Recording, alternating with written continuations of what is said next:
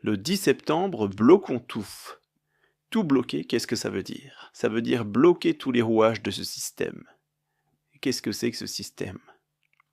Ce système, c'est celui des riches, celui des grands, celui du néolibéralisme, celui du capitalisme, celui de toutes ces multinationales cotées en bourse, celui de tous ces grands patrons qui exploitent la force de travail des humains, voire même parfois des enfants.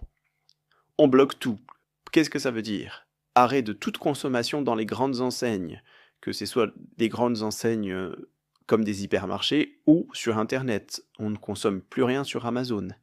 On boycotte toutes les grandes marques.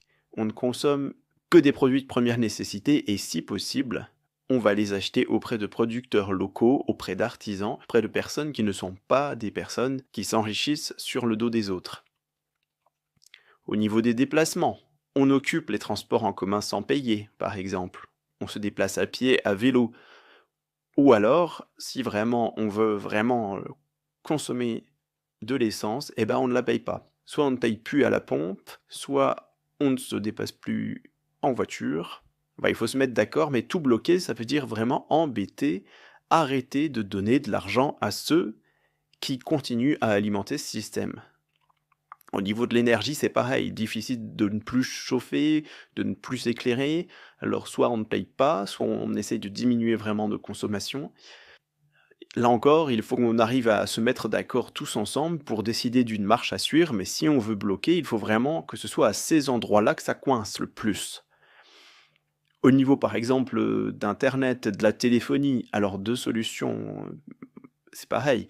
Chacun d'entre nous paye ses abonnements de toute façon, donc si on arrête de consommer, ça va pas faire, de grands problèmes tant qu'on continue à payer. Donc soit on arrête de payer, soit on surconsomme, c'est-à-dire que tous ensemble, le 10 septembre, on télécharge des centaines de choses hyper lourdes sur internet, on envoie des milliards de SMS et ça paralyse le système. Enfin, plus important, alors là si tout le monde s'y met, là le système s'arrête net, c'est le système bancaire. Si tout le monde se met à retirer son argent, si tout le monde enlève l'argent qu'il a sur son compte de son compte, le système tombe immédiatement.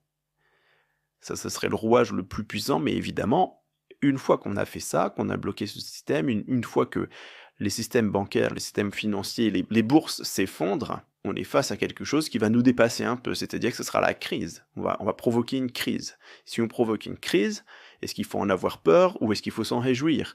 Là encore, il faut qu'on discute et qu'on prévoie ce qui va se passer et qu'on s'organise en amont. Si on décide de créer une crise, tout faire s'effondrer, alors il faut qu'on s'organise ensemble parce qu'évidemment, on ne sera pas tous égaux pour survivre à cette crise. Donc il faut vite organiser des systèmes de solidarité.